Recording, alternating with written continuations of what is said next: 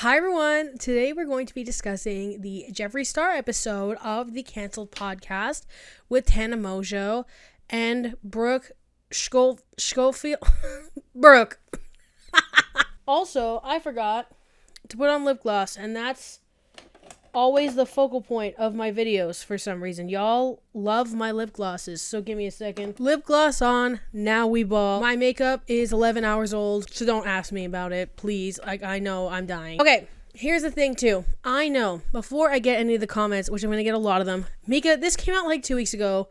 Everybody else has talked about it already. Blah, blah, blah, blah, blah. Welp, I was trying to wait out the Just Trish episode that seems to never be happening. If it does happen, I will do it. Comment down below if you want it commentary style or if you want me to do a reaction video, because I've gotten a couple of DMs and stuff about how people like my reaction format. I'm not going to do that very often, but I feel like for the Just Trish episode, I would be willing to do just like a raw recorded reaction to the actual episode. I would even stream it potentially if people wanted to do that. I'm going to do this video assuming that the Just Trish episode's been trash completely, because he was there. There was a whole thing about it. So anyway, with this being said, Cancel Podcast episode alive and well. I also allegedly Minecraft downloaded it immediately when it came out in case it got deleted. So I wanted to finish the Alexa Nicholas and Def Noodles videos first and then get to this. But we're getting to everything. Link, source, way support the channel all down below, including YouTube members, Patreon, Amazon, the whole nine. Thank you to my current members and patrons. I adore all of you dearly. Names on the screen. I forgot to sing. Whatever. 3 parts of the video. Part 1, lead up to the podcast.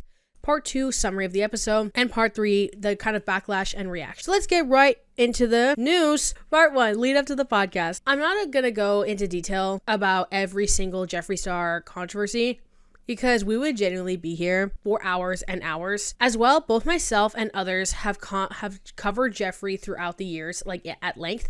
So I have my Beauty Guru drama playlist down below that will have a ton of videos that involve Jeffree Star to some degree. Now that I've mentioned this as well, cue the random Jeffree Star supporter telling me that all I ever do is obsess over him, despite the fact that all they ever do is go into random people's comment sections and talk about how they're obsessed with people. Also, I came back from work.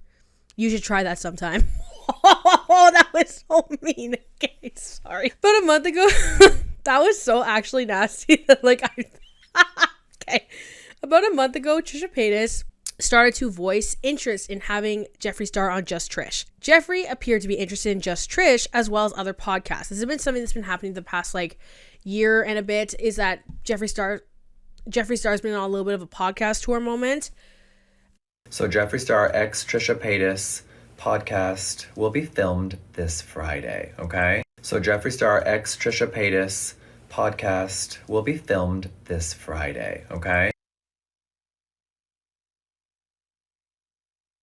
Tough one. That's a tough one. But I think Jeffree they all probably live, because at the end of the day, I feel like it's an awkward situation. But if something awkward happened here, thank God, I hope it doesn't. First of all, I really hope it doesn't. But I mean, it's kind of they got a lot of publicity. I heard everyone talking about it. It was a big headline this week. Yeah. So I feel like they should go put out the episode now. Yeah. Although when Tana was here, she's like, "We'll wait till your episode." But I was like, "Oh, it might be a week before I put it out." So I don't know. I'm just just put it out. I'm sure we asked very different questions, and honestly, we're all kind of yeah. And your experience with Jeffree is very different. You have a lot of other things to talk about as well. She said they talked about the Vegas trip, and I was like, "Oh, okay, tea."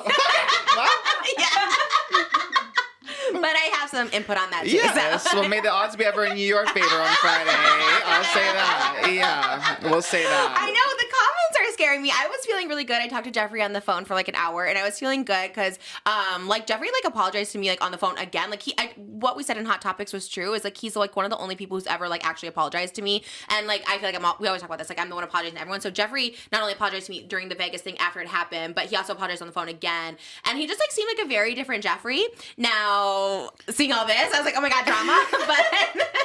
But I'm here for a little drama. Don't worry, everyone. I did see comments saying, oh my God, I'm worried about Trish because she's in her healing and peaceful era. I'm still going to be in my healing peaceful era. You know what I mean? I feel like it's all good. Everything's fine. And I do think energies are so different. I do think Brooke and Tana's energy, I agree with love them, but I think very different energy than the Just Trish. I agree with that. Setup. Yeah. So. After this, all of a sudden, there was an image of Jeffree Star, Tana Mojo, and Brooke that surfaced, revealing that Jeffree Star would be guesting on their podcast. People were not happy about this. Some describing it as a feeble attempt at essentially gaining some traction and relevance on YouTube, that being Jeffree Star, so that when he does his elaborate launch videos, there's more attention to the launch, more money for the brand. You know, where we're going with this. Jeffree Star, already being an infamous character, tends to somehow go even more mask off when he's on podcasts. So that's something that's kind of been a pattern of behavior. I remember the Impulsive podcast, which was just a glaze fest with Jeffree Star going on, talking about all the famous men that he's slept with, the fact that he's a catalyst of anything and everything that's ever happened in the beauty community. And this is something that he just always talks about the same things. Adam McIntyre brings this up in his video as well. And this is no different with the Cancel podcast. Spoiler alert, I fear. There was also the Barstool podcast, which I'm still mad at Dave Porkboy. Oh my God. Like, I can't record these after I go to work, I fear. Because why am I so mean? Actually, who gives a crap? Dave Portnoy's a monster. Anyway, that little pizza shoveling goofy ass, try not to swear too much, has a system where he will automatically copyright anything that uses their content. But I just said, no, I use this fairly, and then it got held for a month.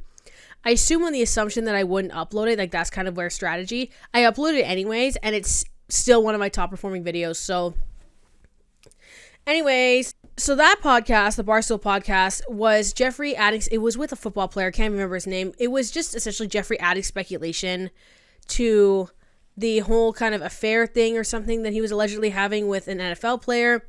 If you don't remember, it included this infamous image I have on screen right now. In the same podcast, that's where Jeffree went on the infamous "I don't like the use of they them pronouns" rant, despite many contradictory comments of this earlier in Jeffree Star's career. This was right at the start of like the recent like unhinged conservative arc, after years of inauthentic virtue signaling of Jeffree claiming that he was this inclusive person. I talk more about this at the end of the video as well. Over the past year since these appearances, Jeffree's had many scandals on TikTok where he's called people the F-slur online. He's even allegedly, hypothetically, in both game and Minecraft, slandered a mother, has fostered a bizarre relationship with Eugenia Cooney, has just been doing like TikTok lives berating people verbally as some form of entertainment. My ranch is on a lockdown. You're not gonna bother me. You're not gonna bother me. Y'all, we got a minute and 59 left. You guys, Eugenia's fine. She's right here. Say hi. Everybody, don't worry. Eugenia's fine. She's just concerned because I'm just concerned about Jeffree. Because people are crazy. I'm just like, No, baby, I got our back. What the f? We're good. No. We're good. What's up, sir? Samantha, appreciate you.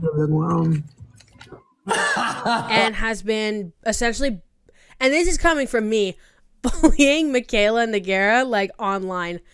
So that more or less catches us up to now, which we'll get into the summary of the podcast. Part 2. Podcast summary. Whenever I do these sorts of videos on controversial video appearances, podcasts, the whole nine, I like to just go point by point of the important things discussed. I put in clips when I feel like it is important enough. If you don't care about that, you can skip the videos chaptered. Canceled podcast episode, which aired on November 13th, 2024, is titled Jeffree Star on Dramageddon, Diddy and Making Millions on TikTok, episode 102. This is also notably the first episode to get over 1 million views in quite some time. So the girls open with talking about how iconic everything is, Tana to Jeffree as well, and Tana and Jeffree just start talking about how they've never had beef. First question that comes from Tana, Brooke almost says nothing, and when Brooke tries to open her mouth, Jeffree's like, don't care. Just like talks over her about something unrelated, cuts her off. There's a lot of interrupting. It's actually, and coming from me again, okay, I know the hypocrisy when I see her, but it was kind of annoying. First question was, when was the last time you spoke to Shane Dawson? You know what my first like random thought was today Yes. that I just like genuinely want to know? Like, when is the last time you spoke to Shane Dawson? Oh my god, I was expecting a way crazier question. I thought that was such a crazy I was question. waiting for I was like, what is Tana's very first Yes. question? That's a really good one. Well, I'm like, this is the foreplay, you know, before we start really of course. fucking. I mean, listen, right now, I can't believe that the conspiracy palette is about to turn 5 years old this week. I just used it the other day in my That's hair. so cool. Actually. Yeah, so I don't know when this is coming out, but right? It's in the fall, and it literally came out November 1st, and then 5 years just blinked, right? Yeah. Me and him, we were both canceled. Can't even remember why that time. The pandemic happened. He moved to Colorado. I moved to Wyoming. We both kind of left LA. He lives here again. I'm never coming back. He lives here again? Yeah. I did not know that. Yeah, he's raising when he had his kids. Yeah. I know Yeah. that. So he became a father. I have continued to just be a makeup mogul, and I have no plans to have any kids, just more dogs and a couple more husbands. And athletes. Yes. We're in LA. I can't wait for this to be over so I can go get. Oh my god, I'm like goals. Stop. What? Just kidding. I mean, I'm what are not. you tonight? Kidding, meaning I don't want to leave here. I'll ask him how many Super Bowls he's won. Then we'll Stop, and that's how many rounds you'll go. Yeah. If Yeah. there's not a Super Bowl ring on the hand, I can't get hard. You are so inspirational. Does somebody clip But- that, please?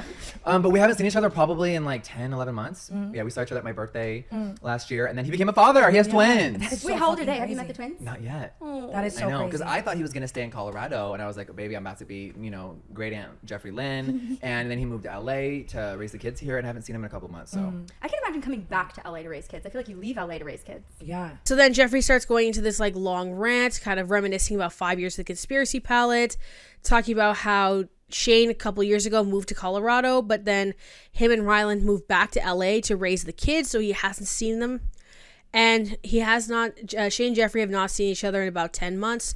He was apparently last with Jeffree on his birthday. Then they start talking about Dramageddon, as they always do, because Jeffree Star has the capacity to do 4 topics, and calls Tati that old lady Tati.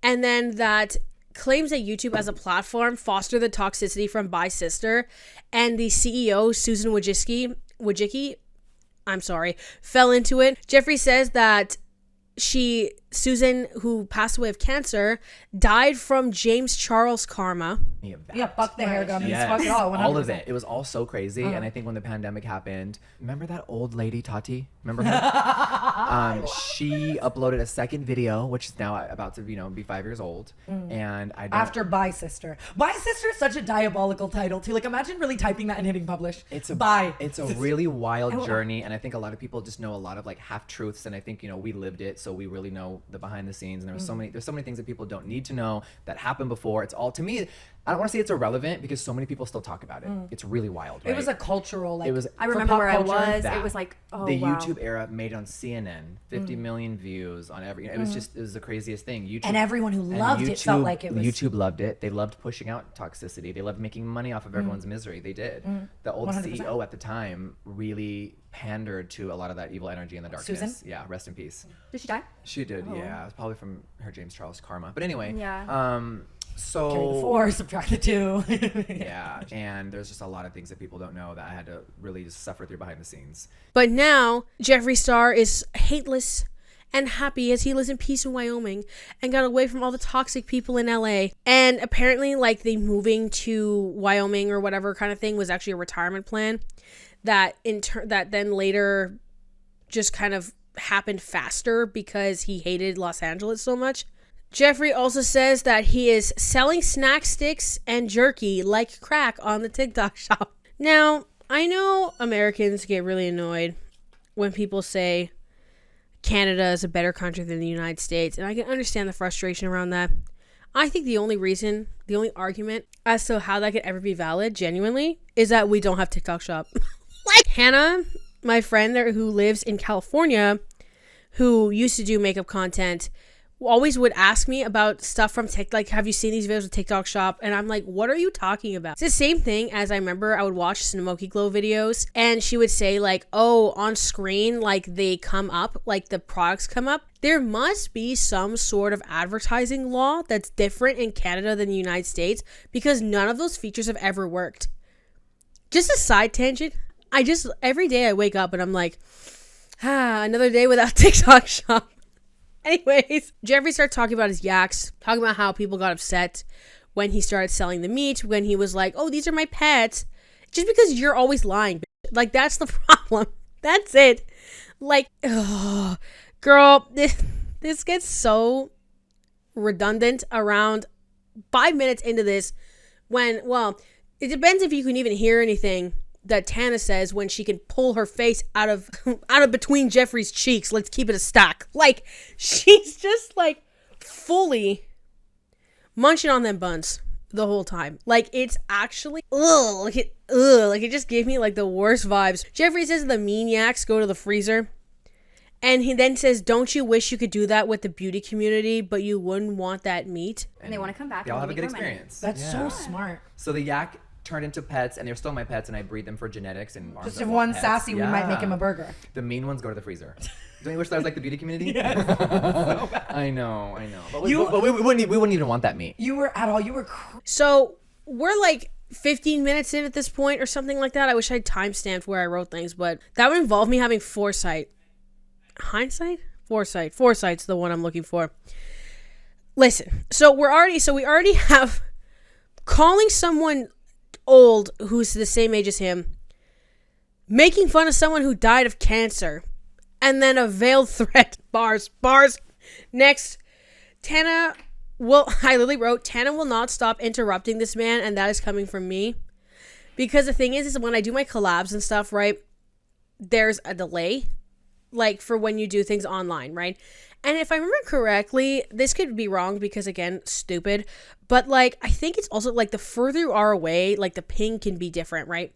Or the delays can be different. And I'm also always, so in that case too, I'm just always recording with people who are out of the country from me.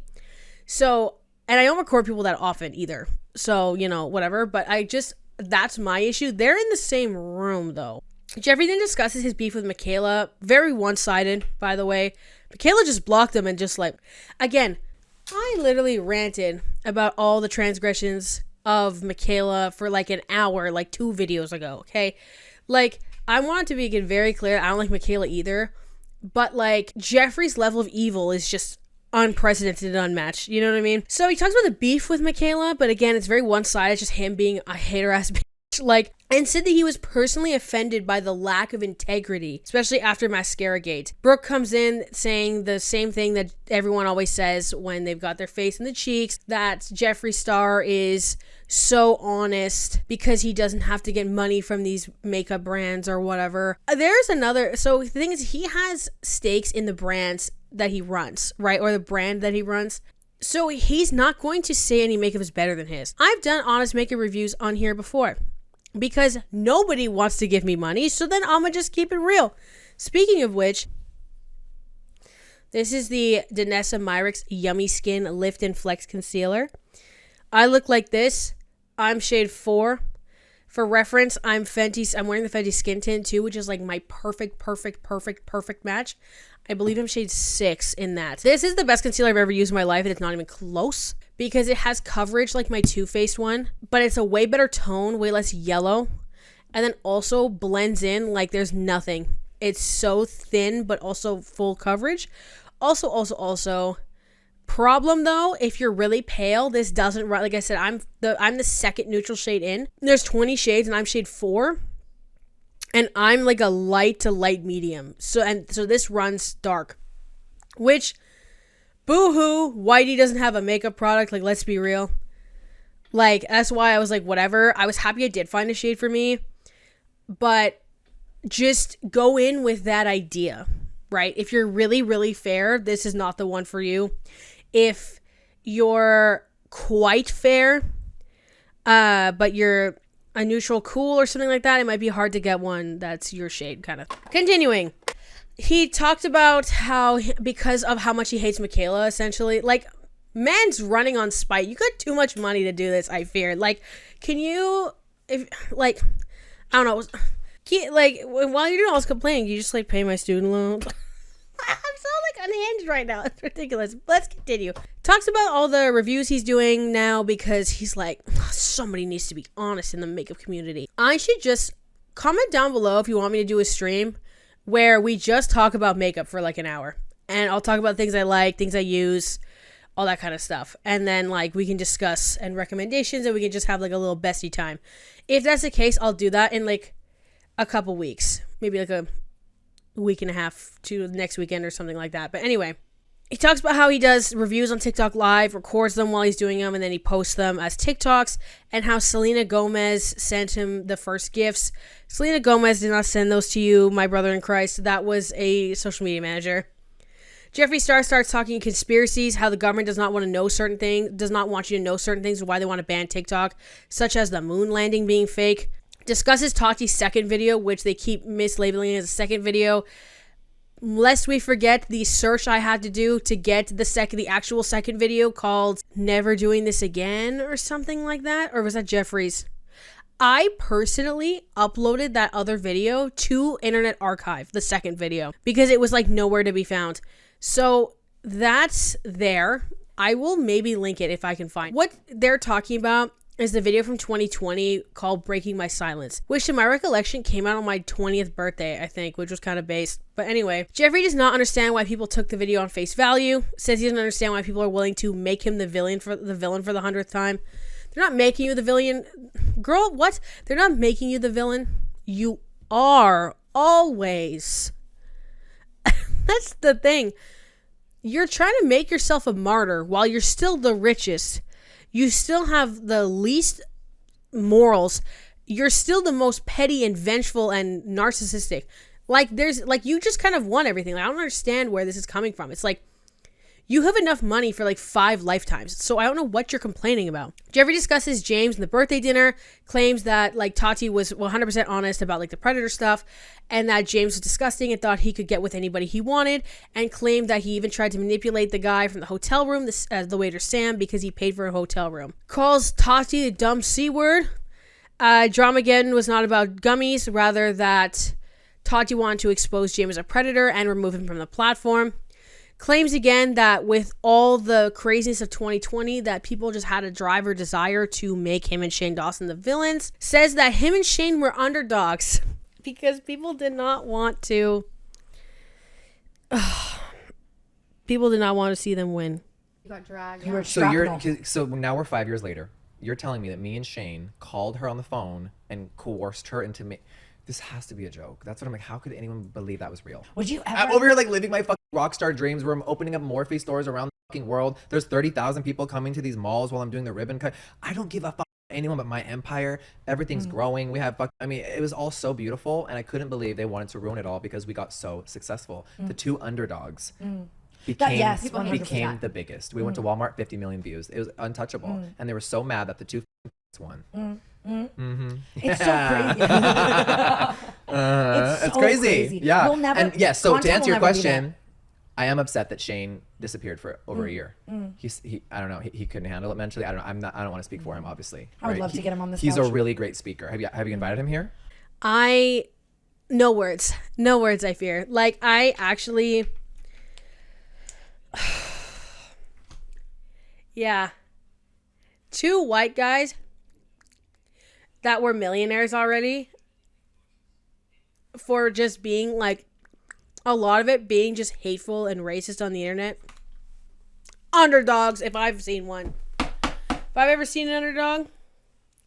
Someone like me grew up working class at best, student loans, works full-time and does these things, XYZ, other institutional and structural boundaries, creators of color that come from very difficult areas, are marginalized, trans people in the United States, period.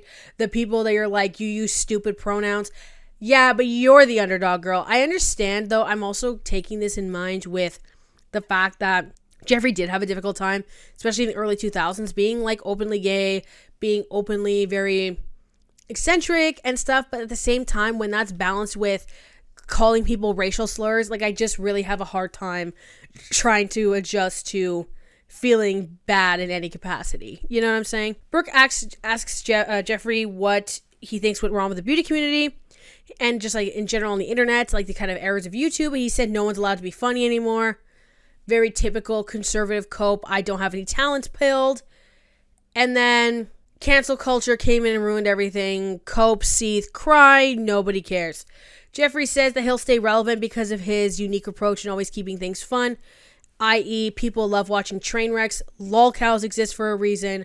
Not necessarily saying Jeffree is one, but that hatred, vitriol kind of thing is this sort of kind of 6-second desire that people have to watch these things. And that's my opinion in Minecraft and game or something. They continue talking about Jeffree and Trisha reminiscing about getting fast food and other iconic videos. Where's the Trisha episode? Who knows?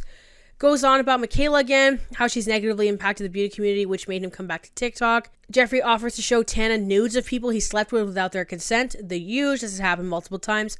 This happened on the Impulsive podcast. When somebody gonna sue? I don't know. I guess if they sue, they have to reveal themselves. That might be the issue. Talked briefly about Nathan and was actually really respectful about it. That's like the only positive I have this entire episode. There's a section on talking about TikTok lives and how Jeffree plays a character when he's mean to people. Jeffree's playing a character on the podcast. I feel like being a vitriolic big ass bitch is like the whole tea with this man. Tana asks Jeffree about the tunnels under Hollywood, says they're real and that he's been invited to them. I don't know what that means. Most of these conspiracies that they kind of touch on tend to kind of lead to a certain world order that we don't want to mention. I talked about this in my Nerd City video. It kind of all leads to the same place. Jeffree's been bigoted in most of history here, so let you put that together. Says Morphe owes Jeffree Star $1.4 million still. Morphe fell into cancel culture and then filed bankruptcy so they didn't have to pay him, essentially, which is a very wild thing to allege. Tana and Jeffree talk about short-form content oversaturated the beauty market and that people aren't interesting enough to make 20-minute long videos. I guess I am the funniest and most iconic person ever because why am I yapping for an hour to 2 hours on a regular basis? Jeffree Star continues by going, what did I do? Why was I a villain? There's also a whole subsection about Jeffree Star wanting to make tutorials on how to, like, put wieners in your mouth. I don't want to get into that because it was just kind of gross and weird. It's just Jeffree trying to have shock value as always. I just don't care that much. Jeffree also talks about the only content that he watches now that's long form is these guys, and then videos will go on Twitter where they like decoy and then beat them up. So you're just doing crime with another crime. To what use that has, who knows? Because now you've got no, because even though it's a decoy, I don't know how it works in America, okay? Prefacing with this, but to my understanding, the decoy is not a kid, right? So there's no actual concrete, like, there was images with a child, but then you're assaulting them on video. So let me know though, like, if there's like laws where the decoys work, because obviously, but again, at best you have just 2 people getting arrested. At worst, you've got just only one person's can be committed guilty easily. Oh yeah, Jeffree says he wants to take a photo shoot with his Israeli AK-47 because when has Jeffree ever cared about a marginalized person outside of someone that directly benefits him? I'll wait. Jeffree stands in the comments, you're lying. Next. Then that takes us to the end of the episode, thank God. And I'm just going to do a small summary about how my feelings are and the kind of concepts of where we are now in part 3. Part 3, kind of just backlash reactions, general summary. People are not super happy about Jeffree coming to the Cancel podcast in the first place, which I discussed earlier in this video. But as well, once the podcast went live, it was even worse than people thought. To discuss the backlash, though, I want to go into kind of the differences between Jeffree's eras to contextualize why this comes across as so manipulative and self-serving for Jeffree Star. So and I'm doing YouTube eras. MySpace, I don't want to get into because also I never saw the stuff directly. So starting with the mid-2010s, which was Jeffree's era beginning on YouTube, I feel like Jeffree was trying to bring a sense of MySpace to YouTube. Early Jeffree Star made edgy content where there are videos of Jeffree smoking weed, doing makeup, how much can makeup withstand sex, stuff like that. And then the next era started, so it was just kind of like shock value YouTube content that was not so super out of the ordinary at the time, and just kind of try to push the envelope. But then everything began to change in how he kind of moved around on platforms more directly. I found when he had his feud with Kat Von D in 2016, which brings us to the drama era, which is also somehow simultaneously Jeffree Star's progressive era, and I'm doing this for a reason. So here was the peak of Jeffree Star's career, notably coming at the end of the Obama era into the first Trump administration. This is relevant politically in the context of the surrounding atmosphere of like how the average American feels about the political area, about the political landscape, as well as how people from outside the United States feel about the American political landscape and their general landscapes as well. Particularly focusing on like Western countries in that concept, though. Keep that in mind as well. So I found this era was a time of emerging with an illusion of inclusivity and some genuine strides in other areas from more noble people. This is also why I find right now you're getting a lot of pushback, especially in the United States, with everybody progressively, like not progressively, like in the progressive sense, but as in happening slowly, leaning more right, just out of a rejection of virtue signaling and out of rejection of inauthentic progressiveness. But the problem is that it should have just been authentic in the first place, which is something that is not acknowledged frequently enough. So you had creators like Nima Tang and Jackie Aina talking about foundation shades, contour products, inclusive makeup. Many were happy to see this. So some were trying to capitalize off of this concept as well. I find in game in Minecraft, Jeffree Star to be one of those people. There were clips of Jeffree talking in the past about how anyone can identify however they feel and how he loves everyone, notably with the Alien collection, I believe. He said, like, you can even identify as an alien, I don't care. There's also the stuff about Jeffree Star Cosmetics being vegan, the huge shade of concealers, like the concealer range shades and a lot of these types of things. And there were also obviously many dramas, such as Jeffree Star coming for Jackie Aina, calling her a rat, the 3 Dramageddons, the Shane Dawson series. And throughout all these things, Jeffree Star was always trying to make himself a martyr, citing that he progressed far beyond any hate in his heart and all this stuff and blah, blah, blah. People on the right joke about like EDI and that sort of mentality, equity, diversity, and inclusion being a marketing ploy, and that it's a grift. I find the left grift not nearly as profitable and as pronounced as the right-wing pipeline for profiteering, if that's the word I'm looking for. But I do find Jeffree Star to be one of the only influencers that did actually try and somewhat successfully largely profit off of this pandering process. Then there's the I call the empire crumbling era. This was after 2020, like Dramageddon 3, where Jeffree Star kind of kept to himself, and this was when a lot of steam kind of came out of the Jeffree train. Prior to this, you couldn't get, for example, a Jeffree Star Cosmetics launch on the launch time if you weren't just logging onto the website and refreshing constantly. Jeffree made the horrible apology video on the gold couch, which is deleted, but everybody has a copy of, where he deflects to Breonna Taylor's passing. Again, I find trying to hold on to that last sense of progressiveness. He then laid low for a while, really only posting YouTube videos when he had a launch. All of a sudden, the super mega gigantic mansion is being sold. Jeffree then pivots, moves to Wyoming, gets a yak farm, and essentially just stops uploading on YouTube.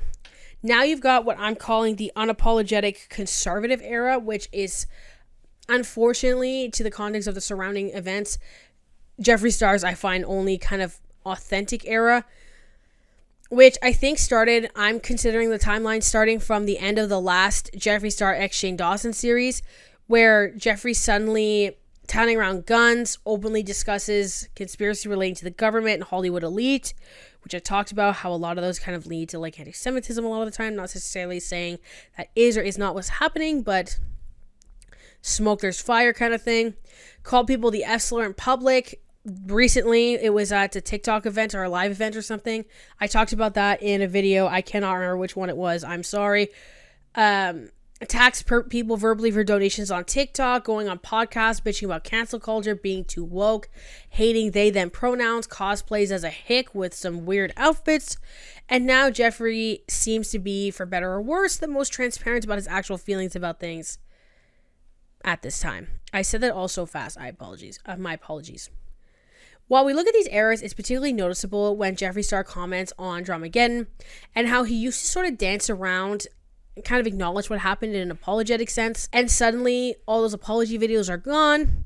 All the proof of that, he tried to get rid of. Mind you, again, everybody has it. Now, Jeffree Star claims that there was no reason for his cancellations and he doesn't understand what's happening, ignoring that, obviously, that's all documented. Plus, there's literally an article about him allegedly in Minecraft giving hush money after he allegedly in Minecraft essayed somebody. And I genuinely think that he never felt that there was a valid reason for the criticisms of him and that he wasn't actually responsible for anything.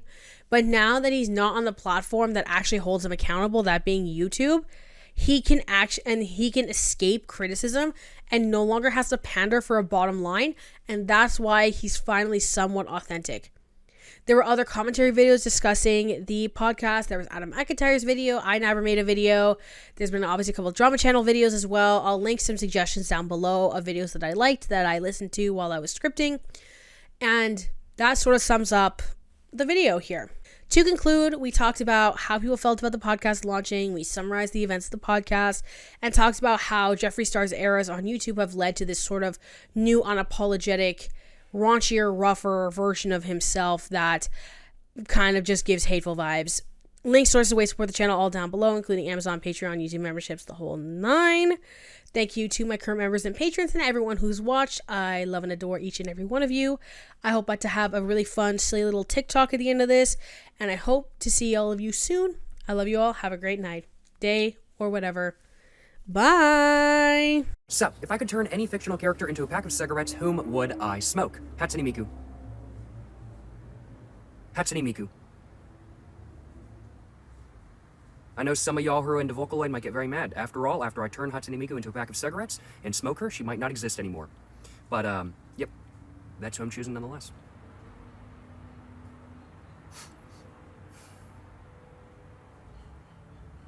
Yup. Not gonna explain myself. I bet y'all are thinking I'm gonna explain myself. Why did I choose Hatsune Miku? I'm not saying. Nope. I'm not gonna explain myself. I have no need to explain myself. None. Just gonna let this roll. Gonna let this roll, y'all.